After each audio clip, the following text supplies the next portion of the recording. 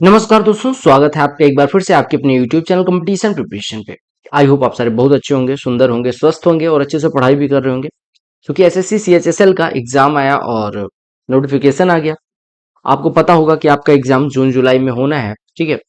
तो काफी सारे लोग परेशान थे कि स्ट्रेटजी करी जाए। हालांकि मैं मिक्सचर एलिगेशन की स्टार बैच की क्लास रिकॉर्ड कर रहा था। मैंने कहा काफी सारे कमेंट देख के कि चूंकि डिमांड है। और एक चीज और बता दूं कि ये वीडियो जो है वो स्ट्रेटजी वीडियो से ज्यादा कुछ और ज्यादा जरूरी होने वाली है। तो आपने जितनी भी स्ट्रेटजी वीडियो देखी होगी किसी टीचर की या किसी स्टूडेंट की जो सेलेक्ट हो चुके हैं या किसी भी गाइड की, उनसे कुछ अलग होने वाली है। तो ये वीडियो अगर आपने देखना शुरू किया है तो लास्ट तक देखें, क्योंकि इसमें स्ट्रेटजी लोग आके बताते हैं क्या पढ़ना है, बट कैसे पढ़ना है, क्या क्या चीजें पढ़नी है, ये सारी चीजें ना किसी को उतना लेना देना है। उनको व्यूज से मतलब है और ना किसी को ये मतलब है कि क्या आपसे किया जा सकता है या नहीं। आपको पता है, अगर मैं मानूं कि जून आपका सेफ सेफ दे दिया जाए तो आपका अप्रैल चल रहा है प्लस मई प्लस जून, यानी आपके पास अराउंड 80 डेज सेफ बचे हुए हैं, ठीक है। अगर मैं सेफ सेफ मानूं तो 80 दिन बचे हुए हैं। 80 दिन में क्या पॉसिबिलिटी है, सबसे पहले उस पर बात कर लेते हैं, बाकी चीजें तो बाद में बात करेंगे। देखो 80 डेज है आपके पास है, तो इसको कहीं नोट कर लेना कि 80 डेज बचे हुए हैं। अब हम उसी के अकॉर्डिंग प्लान करने वाले हैं।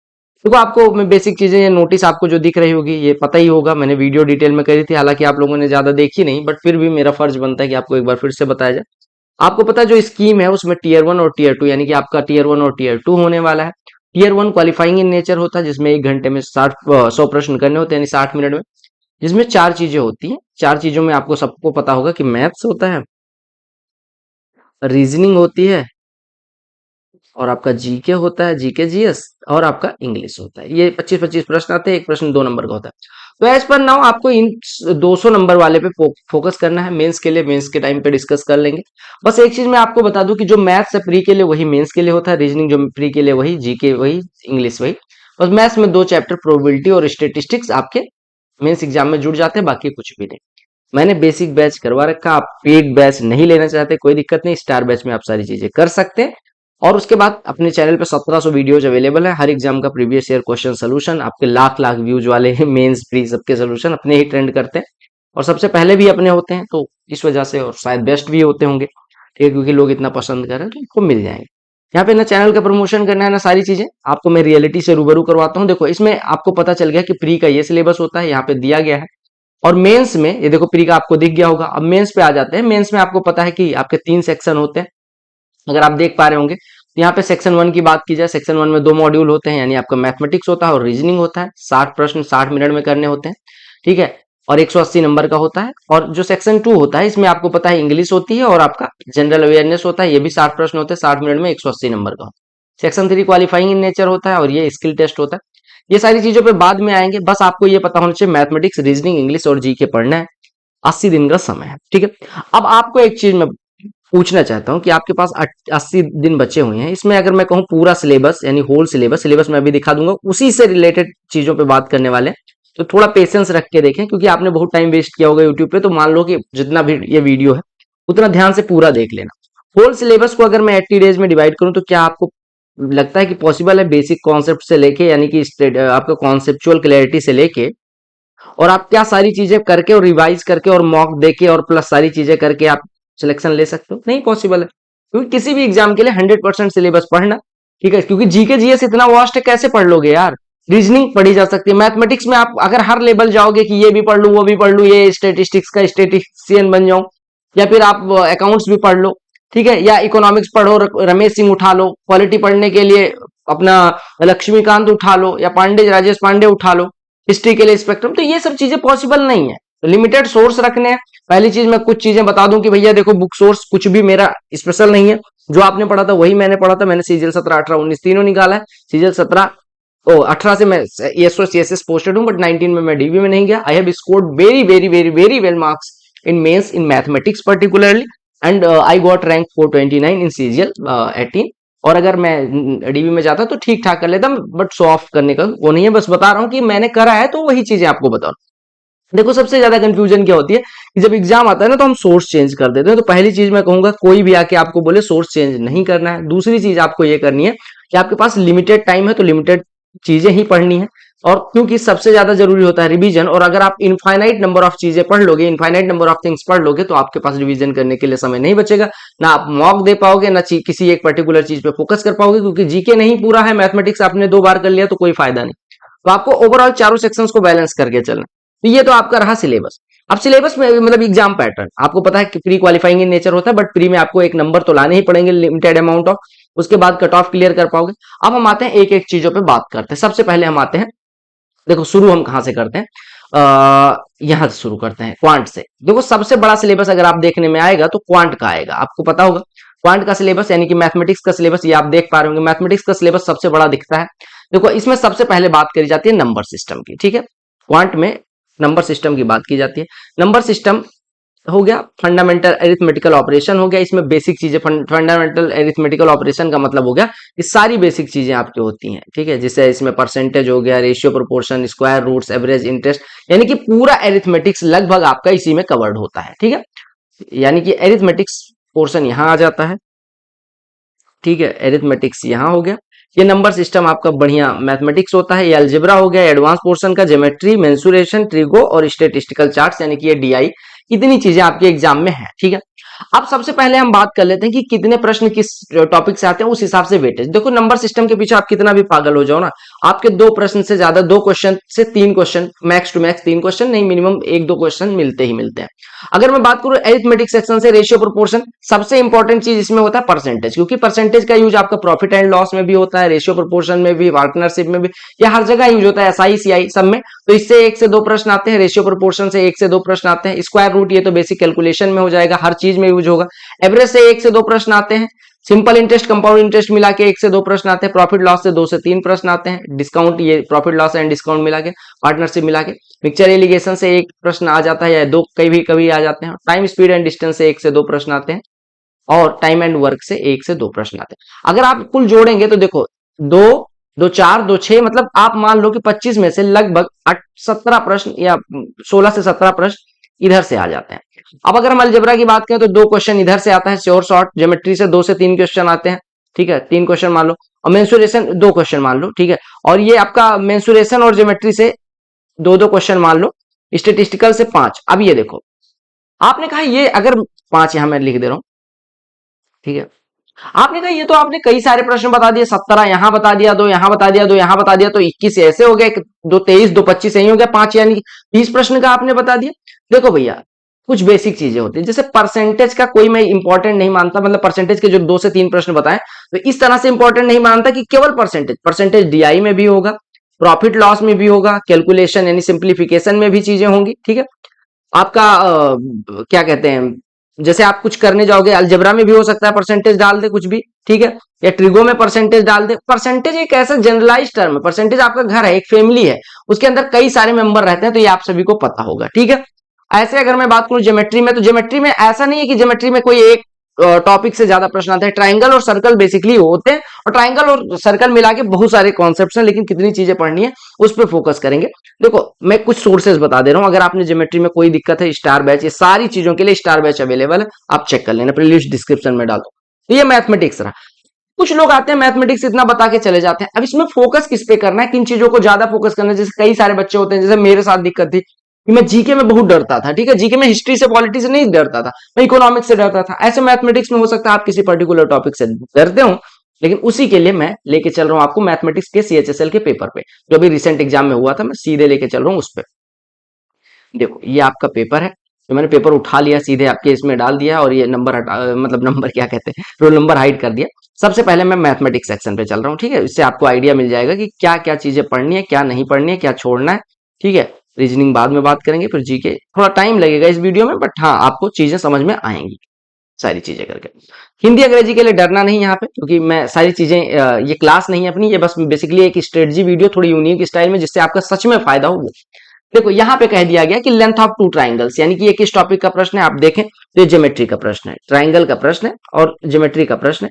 इसमें क्या पूछा गया, देखो बेसिक सी कॉन्सेप्ट पूछा गया कि लेंथ 2 साइड की दी गई 14 और 9, आपसे कहा गया उनकी थर्ड लेंथ कौन सी हो सकती है। तो ये ट्राइंगल का बहुत बेसिक सा प्रश्न है। इसमें प्रॉपर्टी कौन सी लगेगी कि किसी भी ट्राइंगल के लिए 2 साइड का सम हमेशा तीसरी साइड से बड़ा होगा, और 2 साइड का डिफरेंस जो होगा हमेशा तीसरी साइड से छोटा होगा।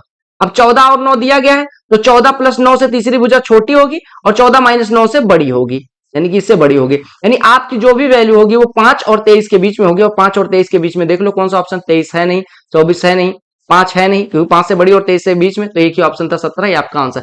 बताओ इसमें कुछ दिक्कत थी? ज्योमेट्री का बहुत बेसिक सा प्रश्न था। अगले टॉपिक पे आ जाते हैं। अगला टॉपिक क्या है कि कहा गया 9360 रुपए पे इंटरेस्ट। हम अभी तक नोट करते चल रहे हैं कि हमारा किस टॉपिक से कितना प्रश्न आया हुआ है। तो हमने पहली चीज जो नोट करी वो क्या है? पहली चीज हमने नोट करी कि हमारा सबसे पहला टॉपिक जो हमें देखने में मिला वो है ज्योमेट्री। ज्योमेट्री से कितना प्रश्न है? एक प्रश्न आया। ठीक है, अभी तक ज्योमेट्री का एक प्रश्न हो चुका है। ठीक है, ज्योमेट्री का एक प्रश्न लिख लेना, मैं अभी बाद में वेटेज भी बता दूंगा। अगला प्रश्न आपका है SICI से। किससे है? SICI, simple interest compound interest. देखो क्योंकि इंटरेस्ट की बात की गई, अब इंटरेस्ट में भी परसेंटेज का यूज होता है। कहा गया 9360 रुपए किसी चीज की प्रेजेंट वैल्यू है, इंटरेस्ट रेट 20% है, तो 2 साल के बाद कितना हो जाएगा?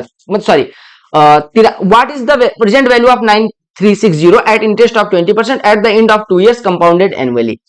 प्रेजेंट वैल्यू बतानी है जो 2 साल के बाद कोई राशि 9360 हो जाती है। आपको दिया गया, देखो कोई चीज 20% अगर एक साल में बढ़ती है तो 2 साल में कितना बढ़ जाएगी? कंपाउंड इंटरेस्ट है 20 प्लस 20 और प्लस 20 का 20% यानी कि 4%, तो 44% बढ़ जाएगा। 44% बढ़ने के बाद यानी कि कोई राशि 44% बढ़ेगी तो 144% हो जाएगी। 144% बराबर 9360 दिया गया, तो आपसे 100% पूछा गया। ये सीधी सी बात है। 36 से काट दो, 36 चौको 144, 36 से काटो 36 दूना 72, और 36 दूना 72 के बाद कितना हो जाएगा? 36 दूना 72 हो जाएगा, और ये आपका 21 216, 36 छक्के 216, और ये आपका 260 हो गया। यानी 4% बराबर 260, तो 100% कितना हो जाएगा? इधर 25 से गुणा, इधर 25 से गुणा, यानी 6500। सिंपल सी बात दी गई। ठीक है, ऐसे भी कर सकते थे, या आपको पता है कि कोई धन अगर प्रिंसिपल P हो तो 20% रेट का मतलब कि 5 से 6 हुआ होगा, यानी कि P गुणे 6/5 गुणे 6/5 बराबर आपको दिया गया 9360, तो यहां से P निकालना था। 6 छक्के 36 से यही काटोगे तो 260 आ जाएगा, 260 में 25 का गुणा कर दो। सिंपल सा प्रश्न था। तो SICI से एक प्रश्न पूछा गया। आप देख पा रहे कि अगर आपको परसेंटेज आता होगा तो ये प्रश्न आप आराम से कर लोगे। बोलो क्लियर है? अब अगला प्रश्न देखो, ये मैं करवा इस वजह से रहा हूं कि आपको ये रहे कि डर ना रह जाए। CHSL में क्या आता है, CGL में क्या आता है, सब में एक टाइप का ही प्रश्न आता है। कहा गया study the following graph and answer the questions. आपको एक ग्राफ पढ़ना और उत्तर देना। अगर total number of house hold, ये DI का प्रश्न है, लेकिन देखो क्या दिया गया कि total number of house hold 830 million थे, तो कहा गया RO में, यानी कि sorry, number of house hold in the million having RO, कितने लोग RO रखते हैं। आपको दिया गया कि कितने लोगों के पास AC है, कितने लोगों के पास बाइक है, कितने लोगों के पास मिक्सर मशीन है, कितने लोगों के पास RO है, कितने लोगों के पास कूलर है, यानी कि ये दिया गया कितने कितने परसेंट लोगों के पास क्या क्या है। आपको दिया गया जनसंख्या 830 मिलियन, तो उसका पूछा गया कि RO कितने परसेंट लोगों के पास है, कितने लोगों के पास। आपको पता है RO वाली रो देखो ये 40% पे लाई करती है, यानी RO 40% लोगों के पास है। ये बेसिकली DI का प्रश्न, लेकिन जैसा कि मैंने बताया कि परसेंटेज 830 का 40% लोग RO रखते हैं, तो पूछा गया कितना। 830 का 10% 83, 40% कितना हो जाएगा? 83 गुणे 4 यानी कि 320, और प्लस 12 332। ये किसका परसेंटेज? परसेंटेज का प्रश्न था। देखो परसेंटेज में कितनी जगह यूज हुआ, DI है लेकिन परसेंटेज से एक प्रश्न पूछा गया। नोट करते रहना, मैंने रैंडम प्रश्न लिया। ठीक है, तो परसेंटेज का एक प्रश्न हो गया। अगले टॉपिक पे चलते हैं। देखते ही अलजेब्रा का प्रश्न समझ में आ गया, इसमें क्या दिया गया हमें कोई मतलब नहीं। पहले अभी हम प्रश्न छोड़ के ये देखते हैं कि किस टॉपिक से पूछा गया। देखो A² plus B² plus C² बराबर AB plus BC plus CA दिया गया, तो आपको इसकी वैल्यू निकालनी है। आपको पता है A² plus B² plus C² AB plus BC plus CA कब होता है? जब A बराबर B बराबर C होगा। ये कब होगा? When A is equal to B is equal to C, ये सबको पता है। अब A बराबर B बराबर C, तीनों को एक मान लो, काम खत्म करो। तो 11A⁴ यानी ये कट गया, एक एक सबकी वैल्यू हो गई, नीचे भी एक एक हो गई, तो 11 13 24 15 39, नीचे 16 19 35 और 17 52, 13 दिया 39, 13 चौको 52। क्या था इसमें? ये कहे रेशियो का प्रश्न था, सिंप्लीफिकेशन का, जिसका भी मन करे कहो, बस ये है कि अलजेब्रा का प्रश्न था, हमने कर लिया। तो इसको अलजेब्रा में मानो या रेशियो एंड प्रोपोर्शन में। तो जो अपना 30 प्रश्न हो रहा था, तो वही चीज अलजेब्रा, वही कॉन्सेप्ट आपका रेशियो एंड प्रोपोर्शन में। तो हमने लिख लिया अलजेब्रा का एक प्रश्न आया। फिर ये अलजेब्रा का है, यानी अलजेब्रा का ये दूसरा प्रश्न है। अगर आप देखें अलजेब्रा का वेटेज ज्यादा है, तो जिन चीजों का वेटेज आपको ज्यादा मिलेगा वो चीजें ज्यादा फोकस करनी है। जिन चीजों का वेटेज ही नहीं है, अब मान लो स्टेटिस्टिक्स की बात करें, तो स्टेटिस्टिक्स आपके एग्जाम में आता ही नहीं फ्री में, तो पढ़ने की कोई जरूरत नहीं है। आपको कोई भी आए कि ये स्टेटिस्टिक्स का कोर्स ले लो, कोई फायदा नहीं। आपको बेसिक सा फॉर्मूला पता है कि A+B का होल स्क्वायर माइनस A-B का होल स्क्वायर क्या होता है? 4AB होता है। तो यहाँ पे A और B की जगह पे CD रख दो। क्यों? फॉर्मूला ओपन करोगे तो अपने आप यहाँ 2CD प्लस का, यहाँ माइनस का माइनस ऑलरेडी आया है, तो माइनस माइनस प्लस हो जाएगा, यानी 2CD इधर से मिलेगा, 2CD इधर से खत्म होकर 4CD हो जाएगा। तो हमने अलजेब्रा का एक और प्रश्न लिख लिया। कहा गया एक आइटम है जिसकी मार्केट प्राइस जैसे दी जाए, ये किसका प्रश्न हो जाएगा, प्रॉफिट एंड लॉस का। इसमें भी बेसिकली आपका क्या होता है, कॉन्सेप्चुअल क्लैरिटी अगर परसेंटेज पे है तो कोई दिक्कत नहीं होगी। कहा गया एक आइटम की मार्केट प्राइस 1600 है, y% और z% का डिस्काउंट दिया गया और उसके बाद 1056 का बिका, तो कहा गया कि कौन सी वैल्यू y और z की वैल्यू नहीं हो सकती। देखो अगर 1600 का कोई चीज खरीदा गया और 1056 का बेचा गया, यानी कितने का डिस्काउंट मिला, आप देखो 544 का। 544 1600 का कितना परसेंट है, आप कहेंगे 16 से डिवाइड कर दो, तो 16 तिया 48, 16 चौको 64, यानी 34% के अराउंड आपका डिस्काउंट मिला है, 34% एग्जैक्ट डिस्काउंट मिला। अब आप देख लो कि ऑप्शन में किन का डिस्काउंट का सम जो है वो 34% नहीं हो सकता। देखो अगर 12 सॉरी अगर मैं इसकी बात करूं 22 और 15 की, तो 22 और 15 मिलके आपसे पूछा था कौन सा y और z की वैल्यू नहीं हो सकती, यानी जिनका रिजल्टेंट 34 नहीं होगा वो नहीं होंगे। तो 22 और 15 का रिजल्टेंट अगर डिस्काउंट x और y का है, तो आपको पता है x plus y minus x y by 100 ये डिस्काउंट पर ओवरऑल रिजल्टेंट होता है। तो 22 और 15 का कितना हो जाएगा, 22 15 37, यानी 37.5 माइनस 22 गुड़े 15.5 बटे 100, यानी कि ये लिख देंगे 22 गुड़े 3.1 बटे 20 कर सकते हैं। ये कटा ये 1.1 हो गया, यानी 37.5 में से कितना घटाना है, 11 एकन्नम 11, 11 एकन्नम 11, 11 33 1 34, यानी कि 3.41 घटाएंगे। अगर 37.5 में से 3.41 घटाएंगे तो कितना हो जाएगा, 34.09 हो जाएगा। अब आप देखो 34.09 क्या 34 के बराबर है, नहीं, बस बात खत्म हो गया, यानी ये नहीं हो सकता, सिंपल सी बात है। अगर 34 के बराबर नहीं है तो नहीं हो सकता। हमने ऑप्शन का वैल्यू, ऑप्शन की चीज यूज करी और प्रॉफिट एंड लॉस से एक प्रश्न कर लिया। बेसिकली इसको परसेंटेज का मानो या प्रॉफिट एंड लॉस का मानो।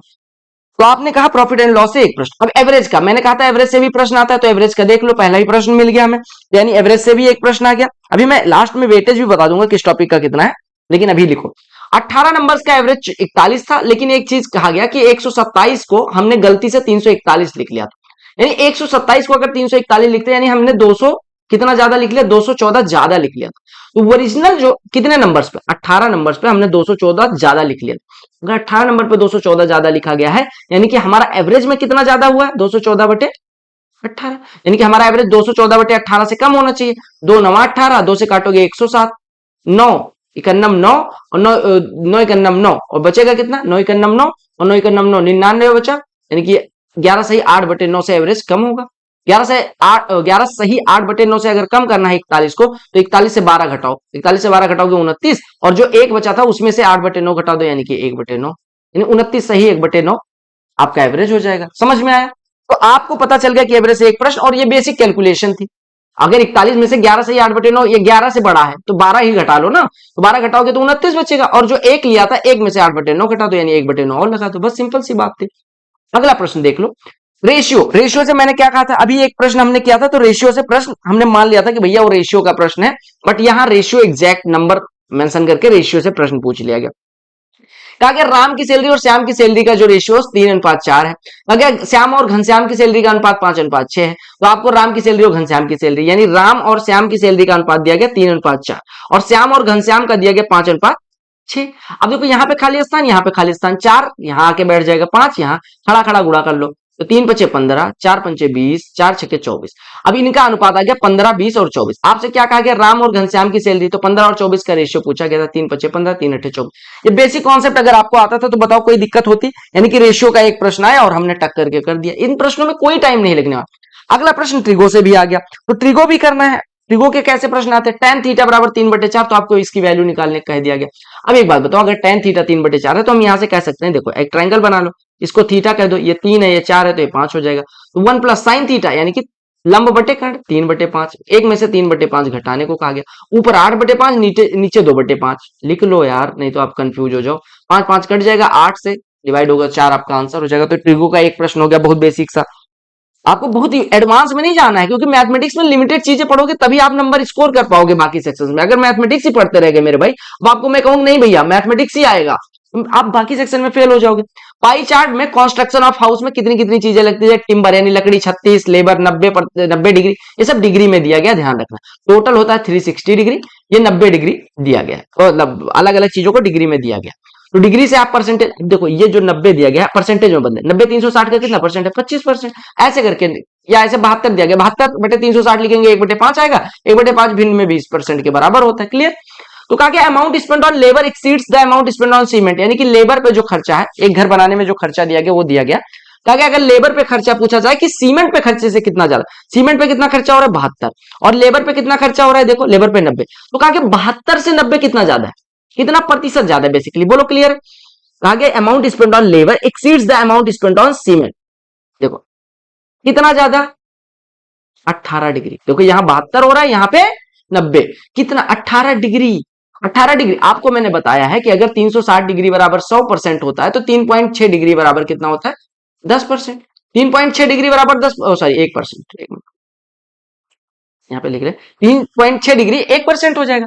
अब आपसे ये पूछा गया था कि जो सीमेंट पे खर्चा है वो लेबर पे खर्चे से कितना कम या ज्यादा है, तो आपने कहा देखो कितना ज्यादा है 18 डिग्री, अगर 3.6 डिग्री बराबर 1% तो 18 डिग्री बराबर 5%, यानी टोटल कॉस्ट का 5% इस पे ज्यादा लगता है, ये पूछा गया था। तो हम किसका प्रश्न ये कह सकते हैं, ये है परसेंटेज का प्रश्न, बोलो क्लियर है।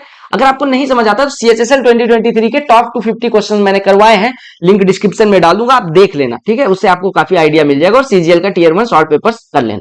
देखो अलजेब्रा का अगला प्रश्न आ गया, अब यानी कि अलजेब्रा इंपॉर्टेंट है, तभी तो अलजेब्रा का ये कौन सा प्रश्न है, अलजेब्रा का 2 प्रश्न ऑलरेडी आ चुके हैं, तीसरा प्रश्न देख लो, अलजेब्रा का तीसरा प्रश्न। ये मैं क्यों करवा रहा हूं, ताकि आपको ये प्रश्न दिखे कि किस लेवल का आ रहा है, कितने प्रश्न आ रहे हैं। आपको पता है कि A square plus B square plus C square अगर निकालना है तो हम कैसे निकाल सकते हैं, आपको क्या A square plus B square plus C square निकालना आसान है, मैंने कहा कैसे, आप कह रहे हो कि हम लिख देंगे ए प्लस बी प्लस, एक मिनट यार ये क्या हो गया, हाँ ठीक है, आप कह रहे हो लिख दूंगा A plus B plus C का whole square minus 2 times of A B plus B C plus C A, लिख दोगे, क्लियर है। A plus B plus C का होल स्क्वायर कितना हो जाएगा, 13 का स्क्वायर 169 और minus 2 times of A B plus B C plus C A 90, तो ये कितना हो जाएगा 79 आपका आंसर।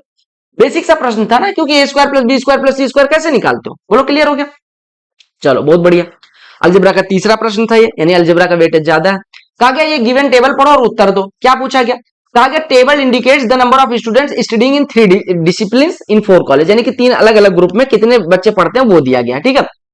मैथमेटिक्स में कितने पढ़ते हैं किस कॉलेज में, स्टेटिस्टिक्स में और होम साइंस में। कहा कि which college has the maximum number of students in statistics, यानी स्टेटिस्टिक्स में किस कॉलेज में सबसे ज्यादा स्टूडेंट।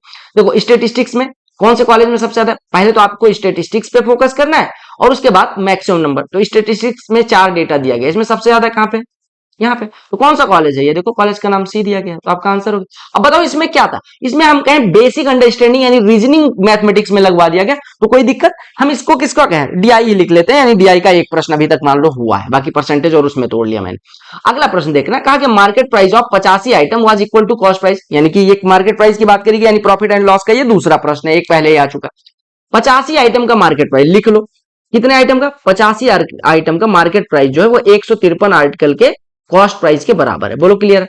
और सेलिंग प्राइस जो है 104 आर्टिकल का ये बराबर है 65 आर्टिकल के मार्केट प्राइस के। तो आपसे कहा गया परसेंटेज प्रॉफिट कितना होगा अगर हम sorry calculate the percentage profit और loss from the sale of each item. देखो यहां से हम काट देते हैं 17 पचे 85, 17 9 153, यानी हमारा मार्केट प्राइस बटे कॉस्ट प्राइस कितना हो गया, यानी इनका रेशियो कितना हो गया 9/5 हो गया। अगर हम यहां पे देखें तो 13 पचे 65 और 13 8 104, यानी हम कह सकते हैं कि मार्केट प्राइस बटे सेलिंग प्राइस बराबर हो जाएगा 8/5, बोलो क्लियर।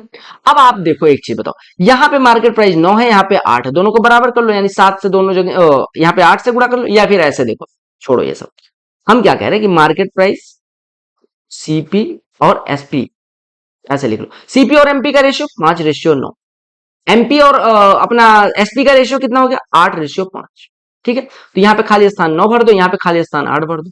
अब इसको सॉल्व कर लो, यानी कॉस्ट प्राइस कितना हो गया 40, मार्केट प्राइस कितना हो गया 72, सेलिंग प्राइस कितना हो गया 45, यानी जिस चीज को 40 लिखा गया उसको 45 पे बेचा गया, तो कितने का फायदा 5 का।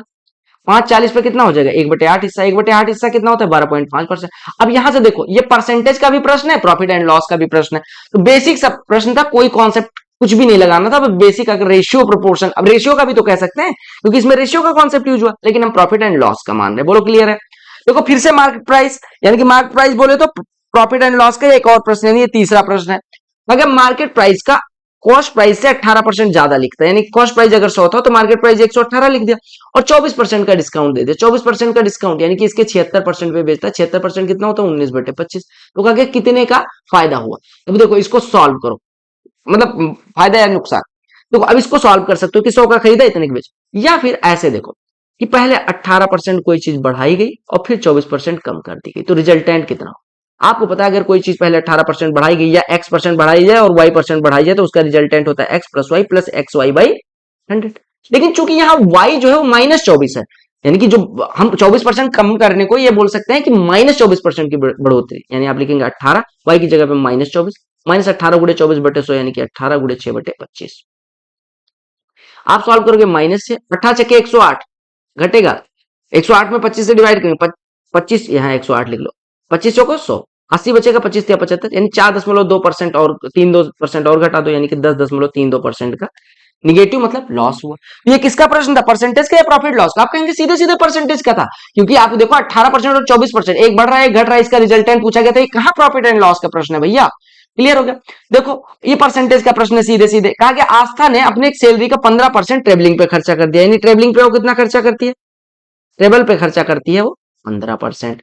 20% ऑफ रेस्ट इनकम, बचा कितना 85%, 85% का 20%, यानी 85 का 20, 1/5वां हिस्सा, यानी 17% वो खर्च करती है फूड पे, और उसके बाद 380 रुपए डोनेट कर देती है, यानी उसने कितना 15 17 32% खर्च कर लिया और 380 डोनेट कर दिया, यानी कि 32% जब खर्च कर लिया तो उसके पास 68% बचा, 68% में से फिर से 380 रुपए डोनेट कर दिया, यानी अब उसके पास कितना बचा 2000, यानी किस उसकी सैलरी का 68% बचा था, उसमें से 380 डोनेट करने के बाद 2000, यानी उसका 68% कितना हो गया 2380। अगर 68% 2380 है तो पूरी इनकम पूछी गई, तो 17 से काट देना, अगर कटे पिटेगा तो 17 से काटेंगे 4, 17 से काटेंगे 17 एक 17, और ये बचेगा 6 68 17 चौको, यानी 4% बराबर 140, यानी 1% बराबर 35, तो 100% कितना हो जाएगा 3500। ऐसे भी कर सकते हैं, बोलो क्लियर?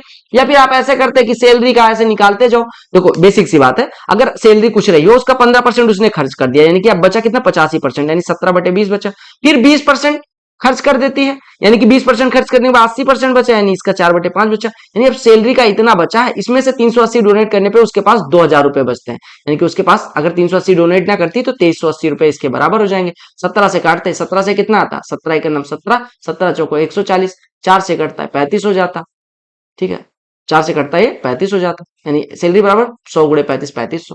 बताओ ये किसका प्रश्न था, परसेंटेज का या किसका, परसेंटेज का प्रश्न था, तो परसेंटेज का ये दूसरा प्रश्न था, बोलो क्लियर हो गया? अगला प्रश्न ज्योमेट्री से पहला प्रश्न है, सर्कल से, यानी कि सर्कल या ज्योमेट्री से हम कहें तो दूसरा, एक सर्कल से एक ट्राइंगल से, तो ज्योमेट्री का दूसरा, सर्कल का पहला प्रश्न है। अगर दो जीवाएं हैं जो क्या करती है, इंटरसेक्ट करती है बाहरी भाग पे पी पे, एक वृत्त है, इसकी दो जीवाएं मैंने ड्रॉ कर दी, ये पी पे काटती है, ठीक है, ए बी है और सी डी है, ठीक है, सी और डी। देखो ए बी बराबर 16 दे दिया गया, पी बी बराबर आपको 6 दे दिया गया, पी डी बराबर आपको 12 दे दिया गया, तो पीसी की वैल्यू बतानी है, यानी पूरा पीसी की लंबाई। आपको सिंपल सा सेकंड थ्योरम पता होगी कि अगर दो छेदक रेखाएं एक वृत्त को काट रही हो तो उनका बाहरी भाग गुड़े पूरा लंबाई, यानी पीबी गुड़े पीए बराबर पीडी गुड़े पीसी, बोलो क्लियर है? तो पीबी गुड़े पीए यानी कि पीबी पीबी कितना है 6 गुड़े पीए कितना है 6 + 16 22 बराबर ये कितना हो गया 12 गुड़े पीसी, बोलो क्लियर है? तो 6 से ये कटा 2 हो गया, 2 से 22 कटा 11 हो गया, तो आपको पीसी की लंबाई बतानी थी, पीसी की लंबाई ये 11 है और पीसी की लंबाई बतानी थी, क्या कहा गया A B and C D touch करती है, पीसी की लंबाई डीसी की लंबाई यहाँ पे भी इन्होंने निकाल दिया, ये डीसी की लंबाई इन्होंने निकाला, क्योंकि डीसी की लंबाई आप देखो ये पीडी गुड़े पीसी, सॉरी पीडी गुड़े पीसी, ये कैसे हो गया भैया, पीडी गुड़े पीसी तो 11 आया ना, पीसी कैसे 11 हो सकता है, यानी आपको क्या लिखना था 6 गुड़े 22, अच्छा हाँ सॉरी सॉरी सॉरी मैंने एक गलती कर दी, देखो पीसी की लंबाई, एक मिनट, यानी कि पीसी की लंबाई कितनी आ गई 12 धन एक्स, यार ये क्या बात हुई, इन्होंने बेसिकली क्या काम करा, ये जो मैंने लिखा पहले लिख दे रहा हूं, देखो 6 गुड़े 22 ये समझ में आया, पीबी गुड़े पीए बराबर पीडी गुड़े पीसी, बोलो क्लियर है? अब देखो ओ भाई मेरे मालिक, गलती हमने यहां कर दी, क्या गलती करी यहाँ पे देखो इंटरनली काटती है, देखो ऐसे गलती करोगे तो भैया गलती हो जाएगी, ठीक है, तो इंटरनली अगर काट रही हो तो इंटरनली कटवाना। देखो ऐसे एग्जाम में मैंने सिली मिस्टेक अपने मेंस में करा था, तभी 192.5 आए थे, नहीं तो अगर 100 और जब 193 आया तो मैंने एक प्रश्न को ऐसे गलत मान लिया था, क्योंकि एक सर्कल में दो जीवाएं हैं, ठीक है, एक सर्कल की दो जीवाएं जो इंटरनली काटती है, प्रश्न को जल्दबाजी में नहीं पढ़ना है, इसी वजह से मैं कहता हूँ सिली मिस्टेक कर जाओगे अगर गलती से जल्दबाजी में पढ़ोगे, ठीक है, ठीक है, ए हो गया, बी हो गया, सी हो गया, इंटरनली मतलब अंतः काटती है, और ये पी पे काटती है। बोलो क्लियर। अब आपसे क्या कैलकुलेट करने कहा गया, क्योंकि ए बी बराबर 16, पूरा ए बी 16 है, पीबी बराबर 6, अगर पीबी 6 हो गया तो ये 10 हो जाएगा। बोलो क्लियर। और पीडी बराबर 12, पीडी बराबर 12 तो पीसी की लंबाई पूछी गई। आपको पता है कि अगर दो जीवाएं इंटरनली काटती हो तो उनके दोनों छोटे छोटे खंडों का, यानी ए बी का छोटा खंड पीए गुड़े पीबी हो गया, ये बराबर हो जाएगा दूसरी वाली जो सीडी का दो छोटा खंड पीसी गुड़े पीडी हो जाएगा। अब देखो पीए गुड़े पीबी यानी कि 60 बराबर 12 गुड़े एक्स यानी 12x, एक्स बराबर 5। सिंपल सी बात है, ये पूछा गया। तो इस वजह से आपको प्रश्न को आराम से भी पढ़ना है। ज्योमेट्री का दूसरा प्रश्न था वो तो मैं मान गया, लेकिन आपको जो सबसे इंपॉर्टेंट चीज है कि प्रश्न को भी ध्यान से पढ़ना है, सिली मिस्टेक अदरवाइज करके चले आओगे, कितना भी नॉलेज रहेगा कोई फायदा नहीं मिलेगा। मेरी तरह अगर ओवर कॉन्फिडेंस हुए तो ओवर कॉन्फिडेंट हुए तो यहाँ पे क्या लिखा था, सीधे सीधे यहाँ पे इंटरनली की बात की गई थी, तो इंटरनली ही कटवाना। देखो अगला प्रश्न मिक्सचर का है। 1 लीटर मिल्क कॉस्ट, मुझे कैसे पता चला कि ये मिक्सचर का है, देखा जैसे दूध देखा तो मुझे पता चल गया, हालांकि ये हो सकता था किसी और टॉपिक का होता। कहा गया 1 लीटर मिल्क का जो कॉस्ट है वो 40 रुपए है। वाटर को मिल्क मतलब water is mixed with milk, यानी कि वाटर को मिलाया गया मिल्क के साथ, और मिक्सचर को 30 रुपए पर लीटर बेच दिया गया। तो फाइंड द रेशियो ऑफ, ठीक है। एक बात बताओ, अगर हमेशा जब मिक्सचर एलिगेशन का क्वेश्चन है और दूध में पानी मिलाया जाए तो आप पानी की कीमत वो ना मान लेना कि बिस्लरी बॉटल है 20 रुपए के लिए, नहीं, फ्री वाला मानना। आप एक बात बताओ, 40 रुपए में दूध मिलता है और हमने जो मिक्सचर बेचा वो 30 रुपए का, 30 रुपए का अगर हमें बेचना है और कोई प्रॉफिट लॉस ना हो तो हमें दूध, क्योंकि पानी तो फ्री में आ रहा है, पानी मिलाए, लेकिन अगर 40 रुपए वाली चीज 30 में बेचने पे हमें कोई प्रॉफिट लॉस नहीं कमाना है तो कितना बेचना पड़ेगा, 40 रुपए का 1 लीटर, तो 30 रुपए कितना बेचोगे, 750 ml यानी 3/4 लीटर। 3/4 लीटर तो मिल्क बेचेंगे, और बचा हिस्सा यानी 1 में से 3/4 तो मिल्क हो गया, 1/4 हिस्सा क्या हो जाएगा, वाटर। तो आपसे क्या कहा गया था, वाटर और मिल्क का रेशियो, तो यही रेशियो पूछा गया था, 4 4 कट गया, 1/3। तो ये मिक्सचर एलिगेशन का कहो या रेशियो का, मैं मिक्सचर का मान ले रहा हूँ, रेशियो का आप मानना चाहो तो रेशियो का मान सकते हो। तो इस वजह से मैंने वहां पे प्रश्न। अगला प्रश्न ट्रिगो का है। ट्रिगो का ये कौन सा प्रश्न है, ट्रिगो का ये दूसरा प्रश्न है। आपको एक फॉर्मूला पता होगा कि tan A into tan B, tan A into tan B is equal to 1 होता है, या cot A into cot B is equal to 1 होता है। कब, जब a प्लस बी बराबर 90 डिग्री, सबको पता है, क्योंकि tan A तो cot भी हो जाएगा और cot A tan भी हो जाएगा। बोलो क्लियर है। तो हम अगर देखें cot 11 और cot 79 दोनों का योग 11 और 79 का 90, तो ये दोनों मिलके 1 हो जाएंगे, इसको इसको काट दो। ऐसे देखो 13 और 77 काट दो, ये 90 हो जाएंगे। 19 और 71 काट दो, 29 और 61 काट दो, सब 1 हो गए और 7 आ गया था, तो उत्तर 7 हो गया। अब बताओ ये कैलकुलेशन का प्रश्न था या क्या, आप अगर ये फॉर्मूला जान रहे होते तो आपको कुछ नहीं पता था। ये आप समझ लो कि ये ए लिखा हुआ था, ये 1/a लिखा था, तो हम इसको अलजेब्रा भी कह सकते हैं, हालांकि ये ट्रिगो मान के कर रहे हैं। तो ट्रिगो की आपने देखा, ट्रिगो का फिर तीसरा प्रश्न आ गया। तो cos 2 थीटा के 3 फॉर्मूले होते हैं, वैसे 4 होते हैं। पहला तो लिख दो 1 minus tan square theta upon 1 plus tan square theta, लिख लेना यार, है ना। दूसरा होता है 2 cos स्क्वायर थीटा माइनस 1। तीसरा होता है 1 माइनस 2 साइन स्क्वायर थीटा। और चौथा क्या होता है वो आपको कमेंट सेक्शन में बताना है, नहीं लिख दे रहा हूं यार, नहीं तो पागल हो जाओ। cos square theta minus sine square theta, तो ये 4 फॉर्मूले हैं। अब यहाँ पे आप देखो 1 माइनस 2 साइन स्क्वायर थीटा होता तो ये सही था, यहाँ पे माइनस, ये माइनस cos 2 थीटा लिखा हुआ है, ठीक है। अगर माइनस कॉमन ले लोगे तो cos 2 थीटा, तो सही फॉर्मूला ये वाला हो जाएगा। यानी ट्रिगो का एक और प्रश्न देखो, तो ट्रिगो के कुल कितने प्रश्न हो गए, 3। आपको कहा गया find the length of tangent drawn to a circle with radius. देखो एक मिनट, एक सर्कल है, ओहो, ये टेंजेंट ड्रॉ की गई है, ठीक है। टेंजेंट ड्रॉ की गई है किससे, एक बिंदु से जो केंद्र से 17 सेंटीमीटर दूरी पे, ये 17 दे दिया गया। आपको पता है अगर यहां से ड्रॉ करेंगे रेडियस तो ये इस पे परपेंडिकुलर हो जाएगी। तो मान लो सेंटर ओ है, ये पी है, ये ए है, राइट एंगल ट्रायंगल बना। आपको पता है त्रिज्या कितनी, 8, ये 17, ये 8 है, तो ये कितना हो जाएगा, 15, यानी टेंजेंट की लंबाई कितनी हो जाएगी, 15। ट्रिपलेट 1 लगा देंगे। इस प्रश्न में कुछ था नहीं, किसका प्रश्न था, ज्योमेट्री का, तो ज्योमेट्री का ये तीसरा प्रश्न था। बोलो क्लियर है। फिर से अगला देखो, मेंसुरेशन का 2D मेंसुरेशन का प्रश्न है। अगर length and width of a 3D का है, sorry, length and width of a cuboidal box, लंबाई और चौड़ाई दी गई, वॉल्यूम दिया गया, तो आपसे हाइट पूछा गया। आपको पता है क्यूबॉइडल बॉक्स के लिए जो वॉल्यूम होता है वो L into B into H होता है, यानी 25 गुड़े 15 और गुड़े एच, ये बराबर 1875 हो गया। 25 से काटना, 25 से काटोगे 25 सत्ते 175, 25 पंचे 125, 15 से कटेगा ये 5 हो जाएगा।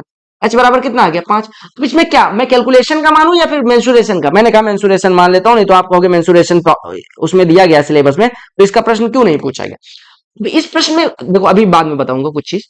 22 में पाजो, ये सिंप्लीफिकेशन का प्रश्न है। अब देखो सिंप्लीफिकेशन में बोर्ड मास आपको पता होगा, पहले ब्रैकेट सॉल्व करते हैं फिर ऑफ फिर फलाना डिम का। तो ब्रैकेट कहाँ है, 35 माइनस 5 ये 30 हो गया, 30 ऑफ 1/5, 1/5 का 30 यानी कि ऑफ मतलब गुणा, 1/5 ऑफ 30 यानी कि ये 6 हो गया, 6 + 4 10, 10 का स्क्वायर यानी कि इसकी वैल्यू हो गई 100 माइनस। यहाँ पे सबसे पहले ये वाला ब्रैकेट 2 - 3 -1, 7 - 1 6, 6 9 में से घटेगा 3, तो इस वाले ब्रैकेट की वैल्यू हो गई 3, सॉरी 1 मिनट, 9 माइनस, इस ब्रैकेट को सॉल्व किया तो आया 6 और प्लस ये 5 लिखा हुआ है इसका स्क्वायर, तो 9 में से 5 जुड़ेगा और 6 घटेगा, यानी कि 9 में से 6 घटा के 5 जोड़ दो, ये 8 हो गया, 8 का स्क्वायर 64, 8 का स्क्वायर 64, 100 में से 64 घटेगा 36। अब इसमें क्या था, सिंप्लीफिकेशन का भी एक प्रश्न लिख लो, यानी जो भी टॉपिक दिया गया अभी तक नंबर सिस्टम नहीं आया, ठीक है, सिंप्लीफिकेशन का एक प्रश्न आ गया। चलो अगला, मार्केट प्राइस, यानी कि फिर से प्रॉफिट एंड लॉस का एक चौथा प्रश्न है। तो प्रॉफिट एंड लॉस में क्या कहा गया कि मार्केट प्राइस एक बैग का 550 था, 10% कॉस्ट प्राइस से ऊपर था। देखो कॉस्ट प्राइस का 10% ऊपर का मतलब कॉस्ट प्राइस का 11/10 550 लिखा गया था कहीं पे, तो हम कह सकते हैं कॉस्ट प्राइस बटे 10 बराबर 50 हो गया, यानी कॉस्ट प्राइस बराबर 500 हो गया। बोलो क्लियर। अब कहा गया इसको 10% मार्केट प्राइस के डिस्काउंट पे बेचा गया, यानी 550 के 10% डिस्काउंट, यानी कि कितने पे बेचा गया भैया, 10% डिस्काउंट, यानी कि 55 डिस्काउंट, यानी 495 बेचा गया। 500 वाली चीज को 495 बेचा गया, यानी कि 5 रुपए का नुकसान, 5 रुपए का नुकसान यानी 1% नुकसान, लॉस 1%। ऐसे कर सकते थे, या फिर आपको पता है कि कॉस्ट प्राइस के 10% एबव लिखा गया, यानी कॉस्ट प्राइस के 11/10 पे लिखा गया, ये बराबर दिया गया 550। अब कहा गया कि इसके 10% नुकसान पे बेचा गया, यानी यहां से हमारा कॉस्ट प्राइस 500 आ गया, इसके 10% नुकसान है कि 550 के 9/10 पे बेचा गया। यहां से सॉल्व कर लेना, 55 × 9 495 हो जाए। अगला प्रश्न देखो, कंपाउंड इंटरेस्ट सिंपल इंटरेस्ट से एक प्रश्न आ चुका है। ये सिंपल इंटरेस्ट कहा गया, पहले कहा गया how long will it take to 450 to accumulate 81 4.5% की दर से 81 रुपए 450 रुपए पे मिलने में कितना।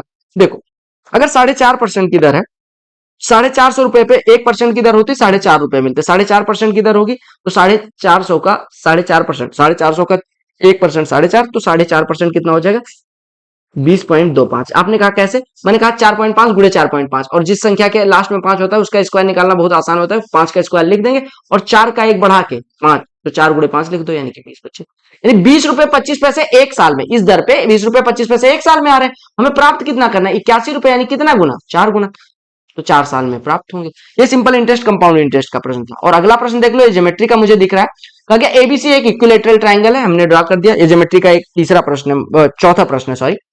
अभी तक ज्योमेट्री में हमने देखा कि 2 ट्राइंगल से आए हैं और 2 सर्कल से आए हैं, ठीक है, बाकी किसी से नहीं आए। नंबर सिस्टम तो पूछा ही नहीं गया। कहा गया एबीसी एक इक्विलेटरल ट्रायंगल, हमने ड्रा कर दिया। इक्विलेटरल ट्रायंगल का मतलब जिसकी तीनों भुजाएं बराबर हो, ये ए हो गया, ये बी हो गया, ये सी हो गया, ठीक है। बीसी को डी तक बढ़ाया गया, बीसी इज प्रोड्यूस मतलब बीसी को डी तक बढ़ाया गया, हमने डी तक बढ़ा लिया। ए को डी से ज्वाइन कर दिया गया, ए को डी से ज्वाइन कर दिया गया, ठीक है। बीसी बराबर सीडी है, बीसी बराबर ये भुजा बराबर सीडी के है, ठीक है। तो कहा गया सीएडी कोण की वैल्यू बतानी है, इस वाले कोण की वैल्यू बतानी। देखो मेरे भाई आप सिंपल सी बात देखो, ये 60 डिग्री है क्योंकि इक्विलेटरल ट्रायंगल है। कलर चेंज कर लेता हूं ताकि आपको समझ में आता रहे, ठीक है। ये 60 डिग्री है, ये भी 60 डिग्री है। ये कितना मोटा कर रखा है, इसको करते हैं इतना, इतना, ठीक है। ये भी 60 डिग्री और ये भी 60 डिग्री, बोलो क्लियर। आपको पता है कि BC बराबर अगर CD है, आपको पता है BC इसके बराबर है, ये इसके बराबर, तो सारे आपस में बराबर हो गए। क्यों क्यों बराबर हुए, एक बात बताओ। देखो आपको पता है ये पहले चीज जानो कि ये इक्विलेटरल ट्रायंगल, तो इनकी तीनों भुजाएं बराबर, और अगर BC के बराबर CD है तो ये मतलब ये सारी चीजें बराबर हो गई। आपको पता है किसी भी त्रिभुज में बराबर भुजाओं के सामने के कोण बराबर होते हैं, हमें CAD निकालना है। आपको पता है अगर ये कोण 60 अंश है तो ये वाला 120 हो गया। अब अगर ये अकेला 120 हो गया तो इन दोनों का योग मिलके 60 होना चाहिए, क्योंकि तीनों का योग 180। अगर इन दोनों को मिलके क्या होना है 60 होना है, और आपको पता है ये दोनों समान भुजाओं के सामने के कोण है, तो दोनों बराबर होंगे। दो कोण बराबर है, दोनों का योग 60 है, तो कोण कितना हो जाएगा 30 डिग्री। इस प्रश्न में क्या था, कुछ नहीं था। तो आपने देखा ज्योमेट्री का ये तीसरा। अब देखो यहां से हम चलते हैं फिर से, एक मिनट रुक जाओ, मैं चलता हूं उस पे आपके इस पे, ठीक है। हाँ ठीक है। अब देखो यहां पे हम आए, यहां पे हमारा नंबर सिस्टम से एक भी प्रश्न पूछा गया, बताओ। यहां पे जो नंबर सिस्टम सिलेबस में था, क्या नंबर सिस्टम से एक भी प्रश्न आया, नंबर सिस्टम से एक भी प्रश्न आया नहीं आया। यानी नंबर सिस्टम आपके लिए ऐसा नहीं कि इंपॉर्टेंट नहीं है, लेकिन नंबर सिस्टम से जरूरी नहीं कि हर बार आपसे प्रश्न में पूछा जाए। तो नंबर सिस्टम से हमारा कुछ नहीं आया ऐसा नहीं कह सकते। नंबर सिस्टम से कुछ चीजें आई, जैसे नंबर सिस्टम से आपका क्या आया, नंबर सिस्टम से आप कैलकुलेशन मान लो, कैलकुलेशन आया, फ्रैक्शन आया, ठीक है, क्योंकि जब हम सॉल्व कर रहे थे रिलेशनशिप बिटवीन नंबर्स आया, तो ये इंटर रिलेटेड टॉपिक है। आपने देखा परसेंटेज से मैंने कहा था 1 से 2 प्रश्न आएगा, हर जगह परसेंटेज यूज हुआ। रेशियो एंड प्रोपोर्शन से मैंने कहा था, रेशियो से 1 प्रश्न आ गया, 1 से 2 मैंने कहा था। स्क्वायर रूट तो ये तो हर जगह। एवरेज से कितना प्रश्न, 1 से 2 कहा था, एवरेज से भी 1 प्रश्न आ गया। सिंपल इंटरेस्ट कंपाउंड इंटरेस्ट से मैंने बताया था आपको, तो 2 प्रश्न इससे आ गया। प्रॉफिट एंड लॉस से मैंने बताया था 2 से 3 प्रश्न, तो प्रॉफिट एंड लॉस से आपने देखा 4 प्रश्न आ गया डिस्काउंट मिला के। पार्टनरशिप से आपने कहा था, पार्टनरशिप से 1 प्रश्न आ गया, मतलब पार्टनरशिप या रेशियो कह लो। मिक्सचर एंड एलिगेशन से 1 प्रश्न आ गया। टाइम स्पीड एंड डिस्टेंस से इसमें नहीं आया, लेकिन टाइम एंड वर्क से भी नहीं आया। यानी आपने कहा ओवरऑल मिला के इससे कुछ नहीं आया, मतलब कुछ नहीं, मतलब कुछ टॉपिक से नहीं आया। अब देखो अलजेब्रा से कितने प्रश्न मैंने कहते 2 से 3 प्रश्न। अलजेब्रा से कितने प्रश्न आए, आपने कहा अलजेब्रा से 3 प्रश्न आ गए, ठीक है, 3 यहां से आ गए। ज्योमेट्री से मैंने कितने प्रश्न बताए थे, ज्योमेट्री से मैंने बताया था 2 से 3 प्रश्न, यहां से 4 प्रश्न आ गए। मेंसुरेशन से मैंने बताया था 2 से 3 प्रश्न, लेकिन 1 ही प्रश्न आया। ट्रिगो से मैंने कितने 2 से 3 प्रश्न बताए थे, लेकिन ट्रिगो से आप देखो 3 प्रश्न आ गया। स्टेटिस्टिकल यानी यहां से तो 5 प्रश्न आते ही हैं। तो आप देख पा रहे होंगे कि क्या टॉपिक इंपॉर्टेंट है। अब आप देखो इसमें प्रिज्म पिरामिड से आपके सीएचएसएल में प्री में बहुत कम प्रश्न आते हैं, बट फिर भी थोड़ा सा पढ़ना है। लेकिन जो सबसे ज्यादा इंपॉर्टेंट है आपके ज्योमेट्री में, आपने देखा क्या क्या चीजें इंपॉर्टेंट है, आपका ट्राइंगल और सर्कल। क्वाड्रिलेटरल से भी उतने प्रश्न नहीं आ रहे, ट्राइंगल और सर्कल। अलजेब्रा में बेसिक आपको पता है क्यूब यानी ए प्लस बी प्लस सी का होल स्क्वायर में, या ए प्लस बी प्लस सी का होल क्यूब, इससे ज्यादा प्रश्न आ रहे हैं। यानी बेसिक क्वेश्चन सॉरी, अगर आप देखें तो आपका किस टॉपिक से आया, देखो मैं इसको थोड़ा सा जूम करता हूं आगे ले चल के, ताकि आपको मैं लिख पाऊं। यहाँ पे आप वेटेज देख सकते हैं, 1 मिनट, वेटेज में यहाँ पे लिख दे रहा हूं, वेटेज लिख लेना, ठीक है। वेटेज में लिखना, सिंप्लीफिकेशन से मैं जनरल टर्म्स में लिख दे रहा हूं। पहले देखो time, 1 minute, time and work. Time and work से 1 से 2 प्रश्न आता है, और साथ में टीएसडी से भी 1 से 2 प्रश्न आता है, ठीक है। और उसके बाद आपका क्या बचा, नंबर सिस्टम से, नंबर सिस्टम से 1 से 2 प्रश्न आ गए। ये 3-4 प्रश्न इन सबसे मिला के आते हैं। अब हो सकता है किसी पेपर में ना आए तो गाली ना देने लग जाना कि ओ भैया तुमने कहा था आया नहीं आया, ठीक है। अगला मैंने क्या बताया, अगला सिंप्लीफिकेशन से 1 प्रश्न ये आपको देखने में मिलेगा ही मिलेगा, ठीक है। तो सिंप्लीफिकेशन पे, यानी सिंप्लीफिकेशन हर टॉपिक में काम आएगा। एक ये हो गया। मेंसुरेशन से 1 प्रश्न हो गया। मिक्सचर एलिगेशन से, मिक्सचर एलिगेशन लिख लेना, मिक्सचर एलिगेशन से 1 प्रश्न हो गया। अगर मैं बात करूं ज्योमेट्री से, तो ज्योमेट्री से आपने देखा कितने प्रश्न है, 4 प्रश्न है, 2 सर्कल 2 ट्राइंगल। अगर मैं बात करूं सिंपल इंटरेस्ट कंपाउंड इंटरेस्ट यानी साधारण ब्याज चक्रवृद्धि ब्याज से, तो 2 प्रश्न इससे आ गए। परसेंटेज से, यानी परसेंटेज से कितने प्रश्न है, 2 प्रश्न इससे आ गए, ठीक है। अगर मैं अलजेब्रा की बात करूं तो अलजेब्रा से 3 प्रश्न आए थे, शायद 3 प्रश्न आए। प्रॉफिट एंड लॉस से कितने प्रश्न, शायद 3-4 प्रश्न आए थे, 3 से 4 प्रश्न इससे आ गए। रेशियो से 1 प्रश्न आ गया। मिक्सचर एलिगेशन से 1 प्रश्न, या मिक्सचर का मान लो या रेशियो का, जिसका भी मानना है मान लो। और ट्रिगो से 3 प्रश्न आ गए। और आपका बचा कितना, डीआई से, डीआई इन्हीं में मिक्स है। तो आप देखो टोटल प्रश्न का वो क्या बना। मैंने कहा यहाँ 4 से 5 प्रश्न यहाँ आ जाएंगे। आपका टाइम एंड वर्क मिला के, time speed distance number system मिला के, यानी 4 प्रश्न यहाँ मान लो। 1 प्रश्न ये हो गया, 5 ये 6 हो गया, ये 7 हो गया, 4 11 हो गया, 2 13 हो गया, 2 15 हो गया, 3 18 और 3 21 और 3 24। और डीआई को मैंने अलग अलग जगह तोड़ रखा है, तो ये आपका कुछ वेटेज बनेगा। तो इसमें अगर मैं कहूं कि क्या चीजें पढ़नी ज्यादा जरूरी, तो आपको सीधे दिख रहा होगा कि algebra, profit loss, simple interest, compound interest, ratio, trigo, ये सारी चीजें जरूरी है, मतलब ज्योमेट्री। लेकिन कितना जरूरी है वो आपने देख लिया कि बहुत बेसिक से कॉन्सेप्ट आते हैं। यानी आपका बेसिक कॉन्सेप्ट अच्छा है तो कैलकुलेशन इतनी ज्यादा नहीं आती कि आपसे होना। कैलकुलेशन की प्रैक्टिस अगर अच्छी है तो आप ये क्वेश्चन पेपर, जो अगर मैं समझाते हुए 20 मिनट या 15 मिनट में कर सकता हूं, तो 10 से 12 मिनट का पेपर आपका आता है, बस इससे ज्यादा नहीं आता। ये रियलिटी है। और किस टॉपिक को वेटेज देना है वो आपको मैंने बता दिया। सोर्स क्या फॉलो करना है, अगर आपने पढ़ रखा तो बस रिवीजन करना, प्रीवियस ईयर क्वेश्चंस को करना है, बस इसके सिवा कुछ नहीं। और दूसरी चीज इंपॉर्टेंट फॉर्मूले का रिवीजन करना है, ये बेसिक स्ट्रेटजी होगी। तीसरी सबसे इंपॉर्टेंट चीज, अगर आपने नहीं पढ़ रखा तो स्टार बैच की लिंक डिस्क्रिप्शन में डाल दूंगा। अगर आपने पढ़ भी रखा तो स्टार बैच इस वजह से देख लेना क्योंकि इसमें मैंने प्रीवियस ईयर क्वेश्चंस को टॉपिक वाइज बहुत अच्छे से एक एक कॉन्सेप्ट पे अलग अलग कर लिया है। सीजीएल मेंस वगैरह जितने भी होते हैं, आपका सीडीएस, उन सबके प्रश्नों को कंपाइल करके करवाए, बहुत ज्यादा है। और एक चीज और बताऊं कि 170 घंटे में आपका पूरा मैथमेटिक्स ये, और 130 और यानी कि 300 घंटे में पूरा मैथमेटिक्स में कंप्लीट करवा चुका हूं, ठीक है। तो आपको जो टॉपिक लगे वो कर सकते हो। ये हो गया मैथमेटिक्स, बोलो क्लियर है। तो मैथमेटिक्स के यहाँ से कॉन्सेप्ट क्लियरिटी हो गई, कहां से पढ़ना है, क्या पढ़ना है, सारी चीज होगी। अब हम बात कर लेते हैं ऐसे इंग्लिश लैंग्वेज के लिए। इंग्लिश भी करवा दूंगा, ठीक है, मतलब करवा इन द सेंस कि क्या क्या आते हैं। देखो इंग्लिश में आपको बेसिकली क्या है, एक ग्रामर से आ गया, एक ग्रामर से हो गया। फिल इन द ब्लैंक भी ग्रामर से होता है, सिनोनिम एंटोनिम अभी नहीं, स्पेलिंग ये भी नहीं, idiom phrases, one word substitute, improvement of sentences ये भी ग्रामर है, एक्टिव पैसिव ये भी ग्रामर है, और डायरेक्ट इनडायरेक्ट ये भी ग्रामर है, सप्लिंग ऑफ सेंटेंस इसमें तो कैब भी होता है लेकिन ग्रामर मान लेते हैं, और बाकी ये ग्रामर नहीं। तो आप देखो अगर इंग्लिश की बात करें तो इंग्लिश को हम दो पार्ट में डिवाइड कर सकते हैं, पहला ग्रामर हो गया आपका, ठीक है, और दूसरा ओकैब पोर्शन, ठीक है। आपने कहा ये दोनों इक्वल होता है, लगभग 12 से 13 प्रश्न इससे आते हैं, या 10 प्रश्न मान लो, और 15 प्रश्न पैसेज मिला के इससे आते हैं। हम देख लेते हैं कि कितने ग्रामर से आ रहे हैं, कितने क्या। आप ओकैब में बहुत ज्यादा सोर्सेज 15 क्वेश्चन के लिए नहीं बटोरने, प्रीवियस ईयर क्वेश्चन के जो ओकैब है लगभग 5000 ओकैब आपको मिनिमम मिल जाएंगे, और ये 5000 क्वेश्चन अगर आपने कर लिए इसका मल्टीपल रिवीजन के साथ, देखो ईडियम्स, ठीक, एक मिनट में इसको साफ साफ लिख दे रहा हूं ताकि आपको समझ में आए, यहां पे लिख रहा हूं, ठीक है। देखो सबसे पहली चीज जानना, ईडियम्स आपके एग्जाम में दो आते ही, ईडियम्स फ्रेजेस, ठीक है। आपका क्या होता है, ईडियम्स हो गए, आपका one word substitution, one word substitution दो आते ही आते हैं, सिनोनिम एंटोनिम ये 3 से 4 दोनों मिला के आते ही आते हैं, ठीक है। स्पेलिंग करेक्शन दो आते ही आते हैं, ठीक है। और आपका क्लोज टेस्ट या आपका जो पैसेज होता है रीडिंग कंप्रहेंशन, उसके 5 प्रश्न या 4 प्रश्न, 5 प्रश्न मान लेते आते हैं। तो आप देखो दो, एक मिनट, ये देखो दो दो 4 और 4 8, 2 10, 5 15 प्रश्न ये हो गए। ऐसे बाइफरकेट करें अगर तो 15 प्रश्न ये हो गए।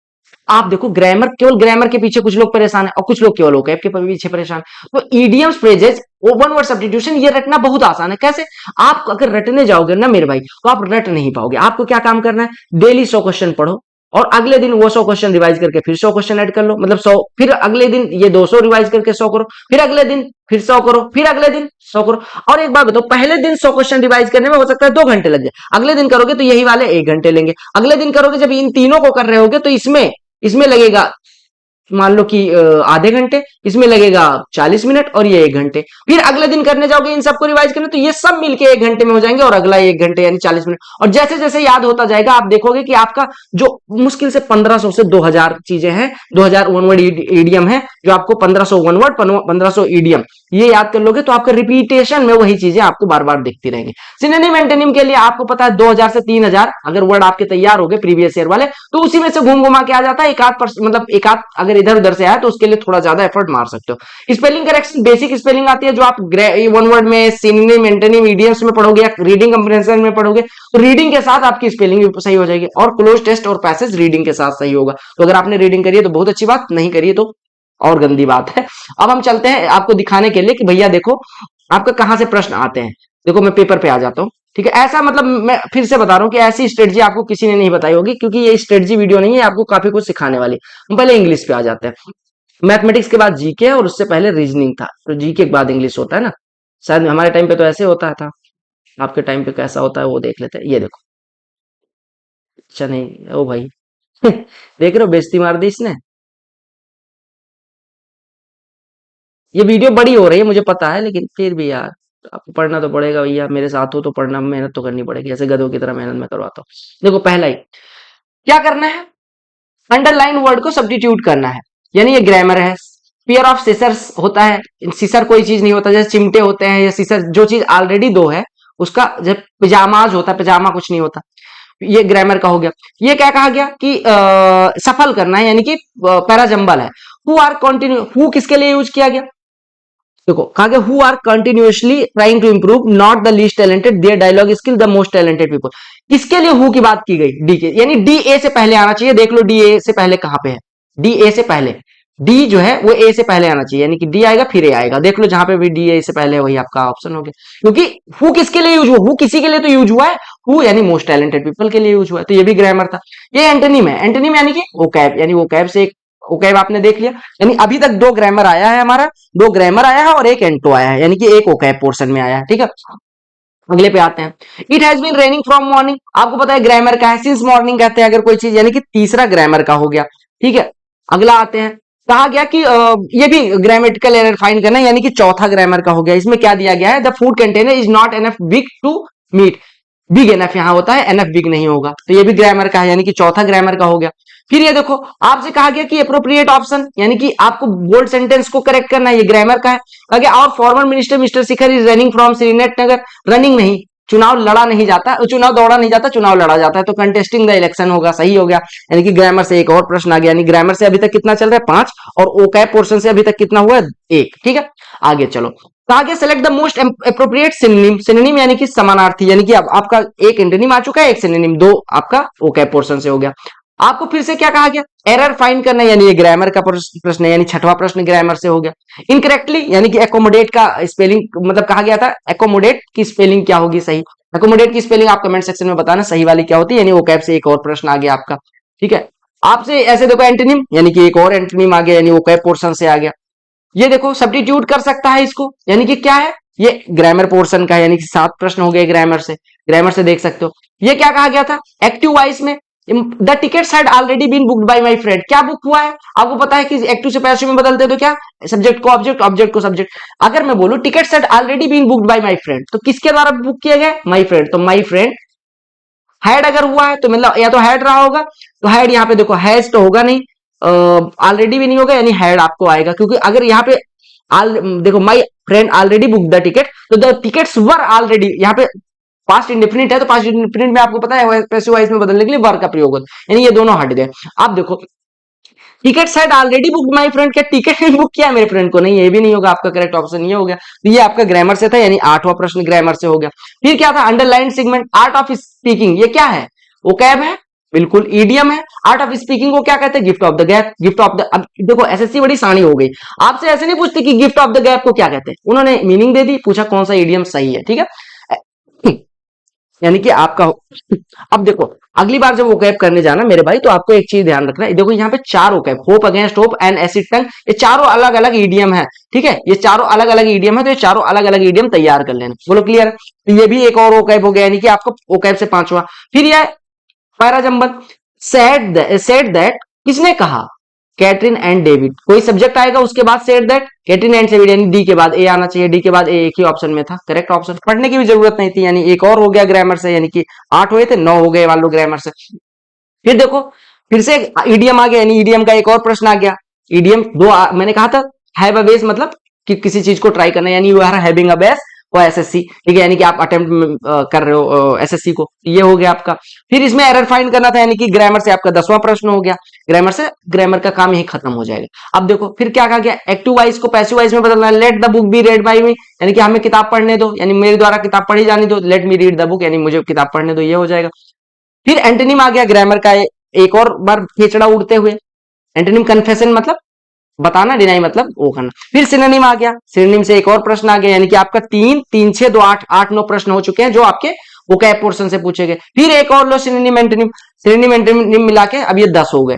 फिर ये आपका क्लोज टेस्ट आया, क्लोज टेस्ट में कितने प्रश्न है, देखो 5 प्रश्न क्लोज टेस्ट के हैं। तो आपने जो मैंने बताया था कि कितने हो गए, 5 3 8 3 11 और 3 14, यानी कि 15 प्रश्न आपने देखा कि किससे आ रहे हैं, 13 से 15 प्रश्न आपके वोकैब पोर्शन से आ रहे हैं, और बाकी के 10 प्रश्न या 10 से 12 प्रश्न, यानी आप मान सकते हो 50-50 का रेशियो रहता है, किसका, 50 ग्रामर का और 50 ओकैब का। तो आप दोनों को विशेष ध्यान दें। ओकैब के लिए मैंने बताया प्रीवियस ईयर क्वेश्चंस, ग्रामर के लिए कोई बुक जो आप फॉलो कर रहे हैं उसके साथ आप प्रीवियस ईयर क्वेश्चन का जो भी टॉपिक वाइज रखा होगा, एरर फाइंड, या फिर जो भी आपने रूल का नोट्स बनाया होगा, या नीतू सिंह वॉल्यूम 1 होगी, या एसपी बक्सी ओकैब के लिए, और क्या अरुण शर्मा है, जो क्या अरुण शर्मा नहीं यार, क्या एके सिंह होता था ना, एके सिंह ले रखी, मिरर ऑफ कॉमन एरर, जो भी ग्रामर की बुक रखी उसको पढ़ो, और साथ ही साथ टॉपिक वाइज प्रैक्टिस कर लो, जैसे एरर वाला जो अपना बुक होगी वो प्रैक्टिस कर लो। ये इंग्लिश के लिए हो गया। अब हम आ जाते हैं आपके रीजनिंग पे। देखो इसको हम करते हैं बंद यहाँ पे, ठीक है। रीजनिंग में किस टॉपिक से कितने प्रश्न आते हैं वो भी देख लेते हैं। रीजनिंग में हम आए, अगर यहाँ पे ग्रामर हो गया। अब देखो जनरल इंटेलिजेंस यानी रीजनिंग की बात की गई। देखो रीजनिंग में इन्होंने लिखा कि इट वुड इंक्लूड, वीडियो बहुत लंबी हो रही है लेकिन मुझे पता है, लेकिन फिर भी देखो, it would include question of both verbal and non verbal, यानी कि वर्बल भी आएगा नॉन वर्बल। अब देखो इसमें ये छोड़ो, एनालॉगी का प्रश्न रहेगा, सिंबॉलिक ऑपरेशन रहेगा, symbolic number analogy, trends, figural analogy, space orientation, semantic, Venn diagram, symbolic number, ये अगर आप पढ़ोगे ना ये सिलेबस तो आप हिल जाओगे। Number series, embedded, figural, critical thinking, problem solving, emotional intelligence, women building, पता नहीं क्या क्या दिया गया। लेकिन अगर यहां से आके पढ़ोगे तो कंफ्यूज हो जाओगे। लेकिन आपको क्या काम करना है, प्रीवियस ईयर क्वेश्चन पेपर पे चला जाना है। हमारे पास प्रीवियस ईयर क्वेश्चन पेपर है या नहीं, आपने कहा बिल्कुल है। मैंने कहा कहाँ है, आपने कहा ये देखो, तो ये तो अभी तो करा था। मैंने कहा कहाँ था भैया, आपने कहा ये देखो, शुरू कर दिया हमने रीजनिंग में। अब देखो इसको एक्स को रिप्लेस करना है, एक्स को कैसे रिप्लेस करोगे ये आपकी जिम्मेदारी, सॉरी यार एक मिनट, हाँ एक्स को कैसे रिप्लेस करोगे ये आपकी जिम्मेदारी है। कैसे करोगे, एक्स की जगह पे कितना, यहाँ 5 बढ़ा या 10 बढ़ा या 15 बढ़ा या 20 बढ़ा या 25 बढ़ जाएगा, तो ऐसे कर सकते हो। देखो आई के बाद जे आया, जे के बाद के आएगा, के से स्टार्ट होगा, ठीक है, और उसके बाद ऐसे देख लेना, मैं इसको बड़ा कर दे रहा हूँ ताकि आपको समझ में आए, ठीक है। ये देखो ये दोनों क्या था, ये नंबर एनालॉगी का प्रश्न था, और यानी नंबर कैसे करोगे, ये वाले प्रश्नों को कहां से पढ़ोगे आप, नंबर सीरीज, कोई भी यूट्यूब पे जाना, आप नंबर या नंबर एनालॉगी करके सर्च करना, वो आपको दे ही देंगे, नंबर सीरीज की बहुत सारी वीडियोज हैं जो मिल जाएगी। इसको देखो, आई के बाद जे आया, जे के बाद क्या आया, रीजनिंग आपकी कोई पढ़ाई नहीं जा सकती। अब देखो के दो ऑप्शन दिखे, अब क्या करोगे, क्या आप के बाद डी दिख रहा है, के बाद डी यहां भी दिख रहा है, तो ये दोनों नहीं, अब तीसरे वाले को चेक करना। देखो अगर तीसरे को चेक करोगे तो टी से एस हुआ, यानी एक कम, एस के बाद आर आएगा, यानी कि आपका कौन सा ऑप्शन ये सही हो जाएगा। क्लियर। देखो ये आपका कैलेंडर का प्रश्न है, आपको कहा गया कि अगर 21 जुलाई 2000 को फ्राइडे है तो आपको 15 जुलाई 2012 को बताना है कौन सा दिन हो। देखो 21 जुलाई 2000 को क्या है, फ्राइडे, आपको पता है 2000 कैसा है, 2000 लीप ईयर है, तो 21 जुलाई 2021 को कौन सा दिन होगा ये आप फाइंड करना। फिर 21 जुलाई 2022 को कौन सा दिन होगा, ये आप रीजनिंग का नोट्स मेरा चैनल पे अवेलेबल है, वो देखना। 21 जुलाई 2022 को कोई दिन आ जाएगा, कैसे, आपका कोई दिन आएगा, अगर लीप ईयर होता है तो 2 से बढ़ते हैं, अगर नॉर्मल ईयर होता है तो किससे बढ़ते हैं, 1 से बढ़ते हैं। तो लीप ईयर था तो हमने फ्राइडे के बाद सैटरडे संडे, यानी कि हम कह दे रहे हैं यहाँ पे संडे हो, मंडे होगा 2 दिन के बाद, ये मैं भूल रहा हूं बट फिर भी देख लेना। और ये देखो 21 लीप ईयर नहीं था, यानी कि 21 फरवरी को ट्यूसडे होगा। अब देखो 21 फरवरी को ट्यूसडे था, हमें 15 फरवरी यानी कि 20 19 18 17 16 फिर 15 तक आना है, तो ट्यूसडे के बाद 20 को आएंगे, तो मंडे होगा, ये संडे होगा, ये सैटरडे होगा, ये फ्राइडे होगा, ये थर्सडे होगा, और संडे मंडे ट्यूसडे ये वेडनेसडे होगा, ये जो भी होगा, इससे मैं भूल रहा हूँ कि कितने कितने से बढ़ते थे, ठीक है। तो ये देख लेना कैलेंडर में क्या होता था कि कितने कितने से बढ़ते थे, एक्चुअली सही में भूल रहा हूँ कि अगर लीप ईयर होता है, ऐसा कुछ होता था ना, लीप ईयर होता है तो इतने से बढ़ते हैं, और वो होगा तो इतने से बढ़ेंगे, ये नॉर्मल सी बात है, ठीक है। या फिर आप कैलेंडर से नॉर्मल प्रश्न कर लेना। अब कुछ लोग कहते हैं कैलेंडर कहाँ से पढ़े, कैलेंडर के लिए मैंने भी करवा रखा, मेरे से ना देखना, कैलेंडर के लिए आपने बहुत सारे यूट्यूब चैनल देखना, कि कैलेंडर फॉर एसएससी सर्च करना, आपको मिल जाएगा, उतना पढ़ लेना, अगर आपने किसी रीजनिंग के टीचर से पढ़ा है तो पढ़ाई होगा। ये यार ये वाले कहते हैं कि ये ऑपरेशन जो है ये कोई दो कॉमन है और तीसरा नहीं होल्ड करता, बताना है कि कौन सा, क्या पूछा गया था, विच 3 आर एलाइक, यानी कि 3 सेम पैटर्न फॉलो करते, चौथा नहीं फॉलो करता, देखना कौन सा पैटर्न फॉलो करता है, मैं दिमाग लगाने नहीं जाऊंगा, ठीक है, देख लेते फिर भी दिमाग लगा के। 6 3 9 17 63 3 66, ये क्या यार, 6 3 9 6 6 12 5 1 6 3 8, पता नहीं क्या है यार, ये अभी इतना कौन दिमाग लगाने जाएगा, रीजनिंग भी अभी, या तो ये मैं सॉल्व करके आऊं। हाँ ये वाले प्रश्न देखो, इसमें भी आपको पता है कि यहाँ पे रिलेशन फाइंड करना है कि एच ओ का क्या है, फिर ओ ए का क्या है, फिर ए एम का क्या है, एम एन का क्या है, यहाँ पे साइन की वैल्यू दी गई कि कौन सा साइन क्या चीज बताता है, ये आप देख लेना, ठीक है, मैं करवा नहीं पाऊंगा रीजनिंग का। ये देखो फिर से सेम प्रश्न कैलेंडर का, यानी कैलेंडर से 2 प्रश्न आते हैं, तो ये आप कैलेंडर पढ़ लेना, पहले कैलेंडर आना बंद हो गया था। कहा गया कितने रेक्टेंगल है, यानी काउंटिंग ऑफ फिगर्स, आप एक प्रश्न आ गया काउंटिंग ऑफ फिगर्स से। अगला प्रश्न क्या है, ये आपका होता है कि जैसे कंटेंट मतलब होता है होल्ड करना, वैसे कॉन्ट्रेस्ट मतलब क्या होता है, ये आपको सेम रिलेशन बताना, जैसे इन दोनों का रिलेशन है वैसे बताना है। क्लियर हो गया। 28 31 36, अब जैसे मैथमेटिक्स का कहीं पे आता है तो मैं कूद पढ़ता हूँ, ये 3 है, ये 5 है, ये 4 है, ये कितना है, 5 है, फिर आपको देखो 3 से बढ़ा 4 हुआ, 4 से बढ़ेगा 5, यानी कि देखो देखो ये देखो 28 8 36 और 8 44, ऐसे हुआ 31 से 8 39 8 17, देखो ऐसे। देखो मैथमेटिक्स में क्या होता है कि हमने कहा कि 3 बढ़ा 5 बढ़ा, देखो 3 बढ़ा फिर 5 बढ़ा फिर 4 बढ़ा फिर 5 बढ़ा, फिर कितना बढ़ना चाहिए, तो एक पैटर्न मैंने लगा के देखा, फेल हुआ। अब मैंने क्या काम किया, अल्टरनेट डिजिट का डिफरेंस ले लिया, ये 8 आया फिर ये 8 आया, देखो इन दोनों का डिफरेंस लेता गया, 28 8 36 8 44 31 8 39 8 47, आपका करेक्ट ऑप्शन हो गया। रीजनिंग में एक से ज्यादा आंसर सही हो सकता है। हमने कहा ग्रेब को 5401 लिखा, यानी कि कोडिंग डिकोडिंग का है, कर लेना अपने आप, ठीक है।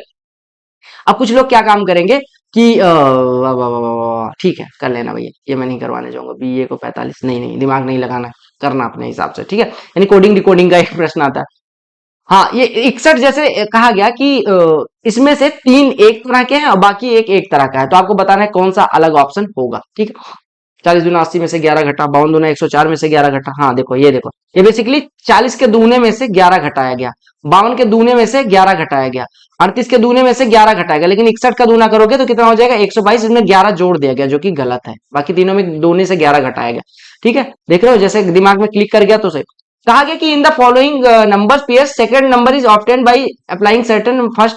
हाँ देखो, ये इस नंबर को पहले में कुछ अप्लाई करके फाउंड किया है, तो 16 छक्के 96 प्लस 11 गुड़े 6 प्लस 11 हो रहा है। ठीक है, अगर इधर करूं गुड़े 6 प्लस कितना हो रहा है, प्लस प्लस प्लस 12 छक 72 प्लस 7।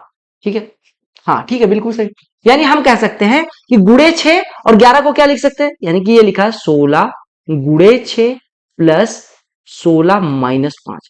ये किया गया, देखो फंक्शन यहाँ पे क्या लगाया गया, पहले जो संख्या आगे वाली थी उसमें 6 से गुणा किया गया, फिर उसमें से 5 घटा के जोड़ा गया। सिमिलरली दूसरे में देखो 12 में 6 से गुणा किया गया प्लस 12 माइनस 5 किया गया। अब देखो ऑप्शन में देखो 9 में 6 से गुणा किया जाएगा और फिर 9 में से 5 घटा के इसमें ऐड कर दिया जाएगा, 9 छके 54 और 4 58 आपका उत्तर हो जाएगा। लो क्लियर, तो ये ऑप्शन सेम है, मतलब इसी पैटर्न को फॉलो करता है, यानी कि पहली संख्या में 6 से गुणा और उसमें से 5 घटा के ही जोड़ दिया गया। ये भी नंबर एनालॉजी का प्रश्न है। अब देखो कहा गया 7 रेशियो समथिंग समानुपाते 15 रेशियो 150 समानुपाते मतलब इज टू 18 रेशियो 234। यानी बेसिकली 15 150 से जिस प्रकार संबंधित है 18 234 से, वैसे 7 से क्या संबंधित होगा, अब बताना है आपको। बताओ, अगर मैं कहूं कि 7, ये यार ये कौन दिमाग लगाएगा इतना ज्यादा भैया, 7 से 15 कैसे कर लेना, ठीक है, ये मैं करवाने नहीं। क्या कहा गया, select the option that is related to first term in same way as the fourth term. अच्छा अच्छा अच्छा अच्छा मेरे भाई, फर्स्ट टर्म फोर्थ टर्म से जैसे रिलेटेड है, term is related to the third term, ऐसे क्या कहा गया यार, select the option that is related to first term in same way as the fourth term is related to third term. हाँ ठीक है, इन्होंने कहा कि जैसे फोर्थ टर्म थर्ड टर्म से रिलेटेड है, सिक्स टर्म फिफ्थ टर्म से रिलेटेड है, वैसे यहाँ पे 7 से रिलेटेड क्या होगा। तो ये बताओ ये क्या लिखा हुआ, 15 15 दहम में 15 और एक 0, 4 3 7 2 9 दूनी 18, 5 1 6 दूनी, पता नहीं क्या पैटर्न लगाया गया, कमेंट सेक्शन में बताना क्या पैटर्न लगा। ठीक है, इतना दिमाग नहीं लगाऊंगा मैं। ये भी आपको पता है कि सारी कार्स येलो हैं और फिर सम येलो फ्लावर्स हैं और सम फ्लावर्स आर ब्राउन, यानी कि ये सम फ्लावर्स आर ब्राउन हो गए। अब अगर इसको एक साथ करेंगे कि सम वाला फैक्टर हटाएंगे तो ये हो जाएगा सम येलो आर ब्राउन, क्या येलो ब्राउन है, नहीं, यहाँ पे सही है। All yellow are cars, all yellow are cars, ये भी गलत है यहाँ पे तो सही है। तो दोनों में अगर दोनों सही, जैसे दोनों में अगर दोनों सही होता है तभी वो सही होता है, तो इसमें देखो एक में गलत, ये सही, पहला स्टेटमेंट यहाँ गलत हो रहा है, यहाँ सही हो रहा है, दूसरा स्टेटमेंट यहाँ सही है, तो जब ऐसा है तो नीदर का होता है। ठीक है, ये बेसिक सी चीज है। All spoons are forks, all spoons are forks, ये एनालॉजी आपको पता होगा ना, ऑल स्पून्स आर फॉक्स और सम फॉक्स आर स्टिक्स और नो स्टिक इज नाइफ। ठीक है, तो ऐसे ये ग्राफ बन जाएगा और ये यहाँ पे 2 बन जाएगा। तो no knives are forks, no knives are forks, ये सही है, यहाँ पे भी सही है। और दूसरा no stick is spoon, no stick is spoon, यहाँ तो सही है, यहाँ सही नहीं है, यानी कि आपका देखना यार यहाँ पे क्या हो गया, ये मुझे नहीं पता। ठीक है, देख लेना, यानी कि एनालॉजी का प्रश्न है, मैं बेइज्जती ना करना मेरी, मैं बस ये समझा रहा हूँ कि कितने प्रश्न किससे आएंगे। अच्छा अच्छा, यहाँ पे तो सही था यार, ये जब दूसरा गोला बनाया था तो इसमें ये दूसरा गलत हो रहा था, सेम पहला वाला प्रश्न बन गया। ठीक है देखो इसमें मिरर इमेज बना, मिरर इमेज में कुछ नहीं करना होता है, मिरर इमेज से बस सीधे सीधे जो लाइन इधर आ रही है वो इधर कर देना। ठीक है, तो ये ऐसे ऐसे हो जाएगा, आप देखना कौन सा ऑप्शन सही है। ठीक है, ऐसे यूसी 169 डब्ल्यू 121, ऐसे इससे ये फिर कोडिंग डिकोडिंग का प्रश्न है। ठीक है, ये कहा गया एफके 19 रिलेटेड टू जीएम, ये भी फिर से कोडिंग डिकोडिंग रिलेटेड है।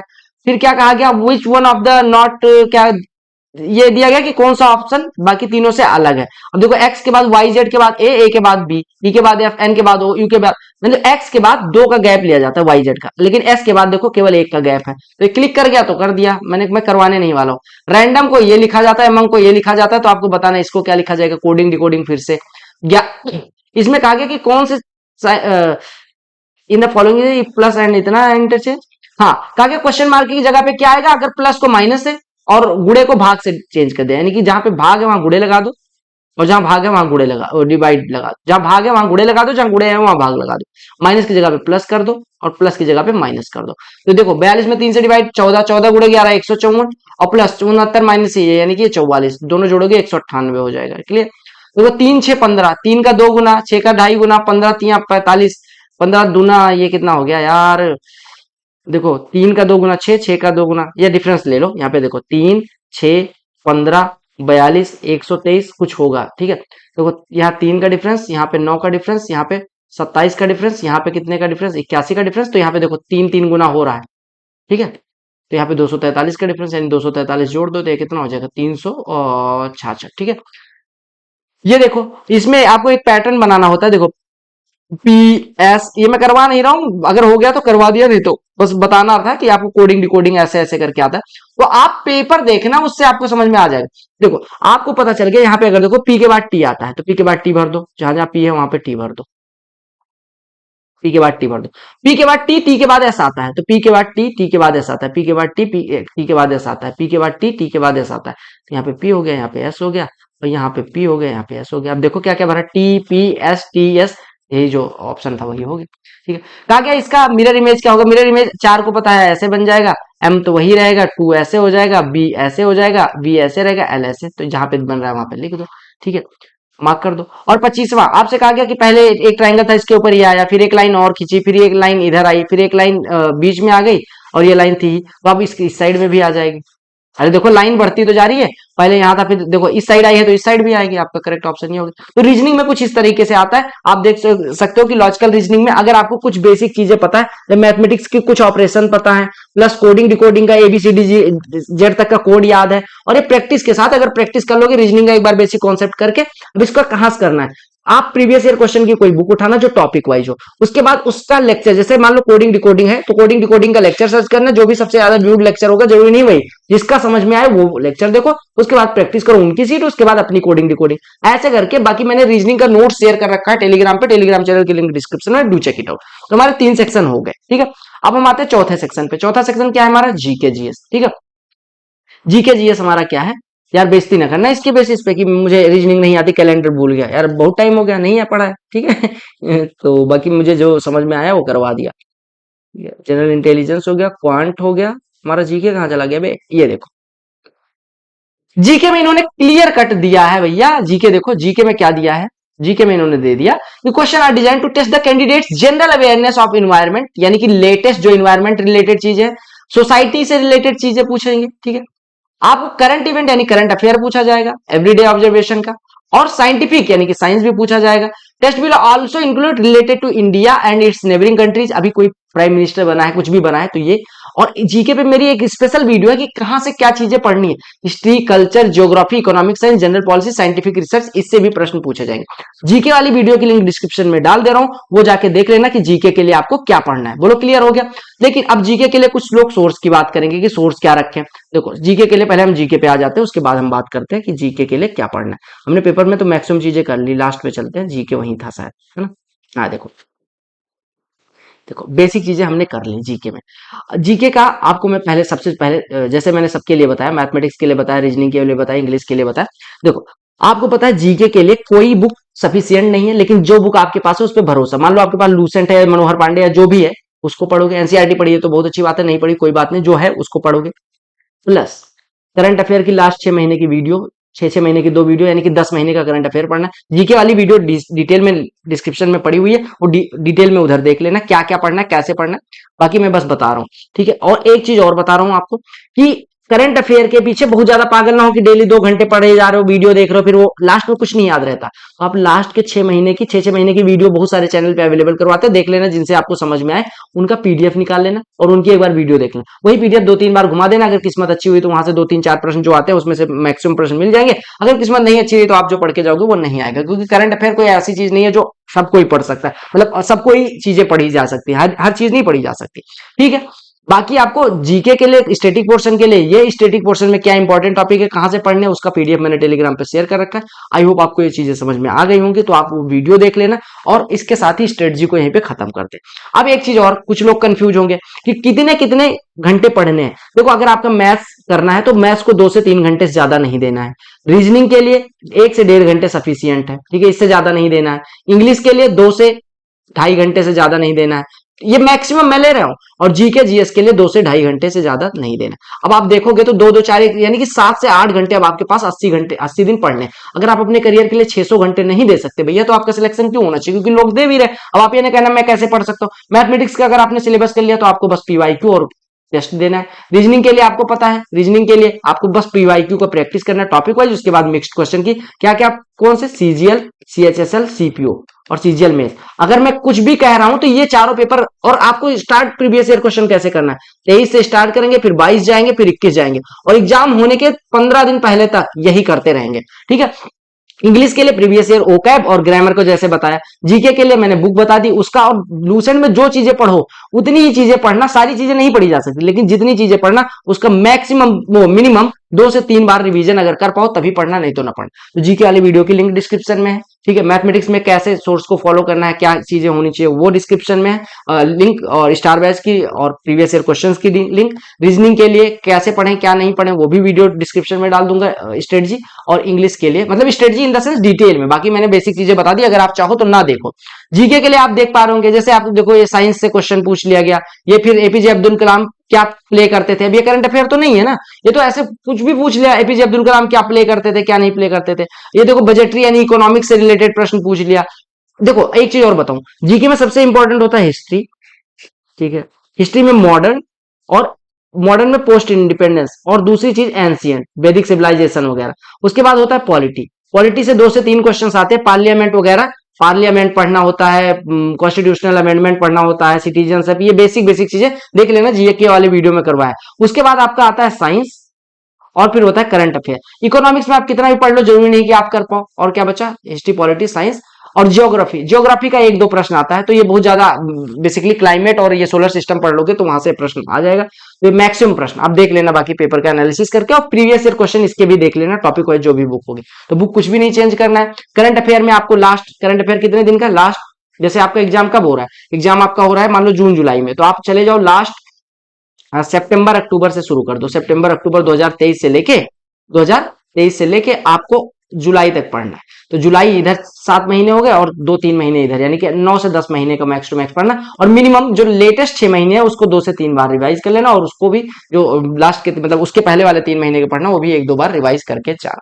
तो ये थी आपकी वीडियो जो आपको मैंने डिटेल में करवानी थी। आई होप आपको सब समझ में आ गए होंगे। अगर समझ में आए तो वीडियो को लाइक, चैनल को सब्सक्राइब करना ना भूलें। और कुछ चीजें मैं आपको एक चीज दिखाना चाह रहा हूँ कि 1 मिनट में दिखाता हूँ मेरी हालत कैसी हो जाती है। छोड़ो, मिलते हैं अगली वीडियो में। सारी वीडियो जो भी मैंने बताई उसकी लिंक डिस्क्रिप्शन में, तो do check it out. Bye bye.